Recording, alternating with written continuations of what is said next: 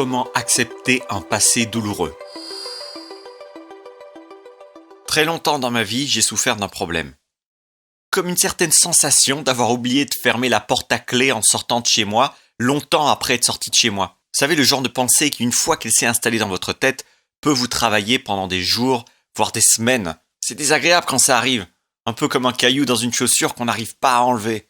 Détends-toi un peu, on me disait bien souvent. Détends-toi un peu, t'es tout crispé, lâche-toi. Je commence cette vidéo par ça parce que le fait de ruminer des pensées négatives et s'identifier à un passé douloureux, c'est un peu la même chose. Ça peut être addictif. On sait même pas trop pourquoi on le fait, mais on le fait quand même. Alors moi, un truc qui me rassure, c'est de me dire qu'il y a une explication scientifique à ce curieux phénomène. Ce phénomène d'attachement à la négativité. Les neurosciences nous apprennent en effet que le cerveau humain traite les expériences positives et négatives différemment.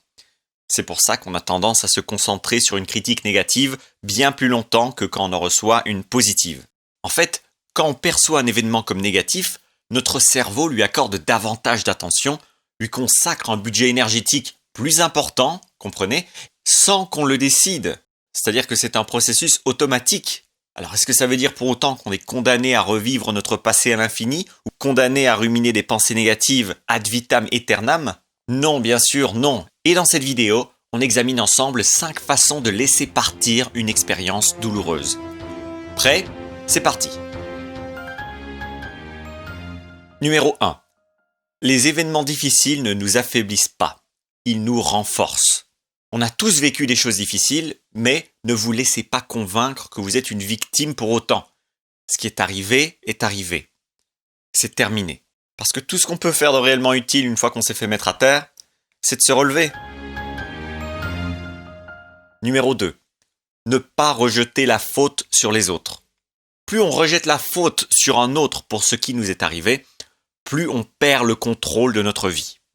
On ne peut pas contrôler les autres, on ne peut pas changer le passé. Par contre, on a un contrôle total sur la manière dont on vit notre vie et dont on perçoit le passé. Parce que se morfondre ne fait malheureusement pas beaucoup avancer les choses. Ça fait du bien et il faut se lâcher émotionnellement. Mais une fois qu'on s'est détaché émotionnellement de quelque chose, qu'on a laissé sortir ce poids qu'on avait sur nous, il est temps ensuite d'apprendre nos 2 erreurs et de nous responsabiliser.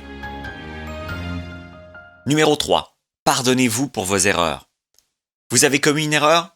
Vous en avez honte et vous culpabilisez? Devinez quoi, moi aussi.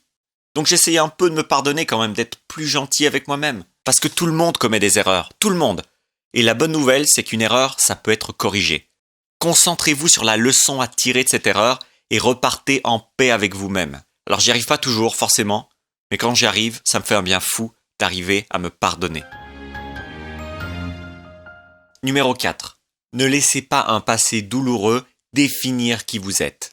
Ce qui vous est arrivé vous a transformé, c'est sûr, mais ce n'est pas qui vous êtes. Ce qui vous est arrivé n'est pas qui vous êtes. Donc ne laissez pas les circonstances extérieures venir affecter l'essence de votre personne.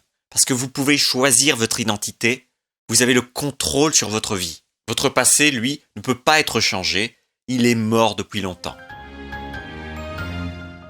Numéro 5. Laissez couler. La plupart de nos problèmes, si pas en fait tous nos problèmes, proviennent, selon Eckhart Tolle, penseur spirituel très connu dans le monde, que j'ai à peine à présenter en fait, parce que vous le connaissez sûrement, tous nos problèmes proviendraient d'un attachement à des situations passées.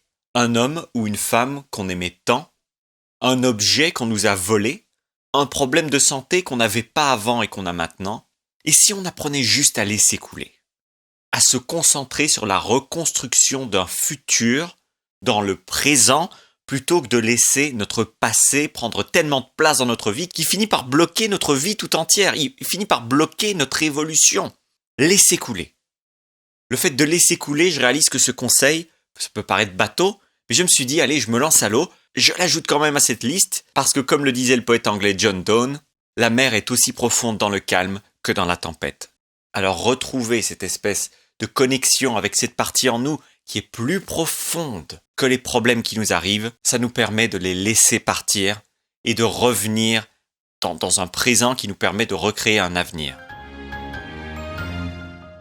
Voilà pour cette vidéo. J'espère qu'il y aura au moins un conseil dans cette vidéo qui va vous aider à laisser un peu partir votre passé et à revenir dans le présent pour vous créer un avenir.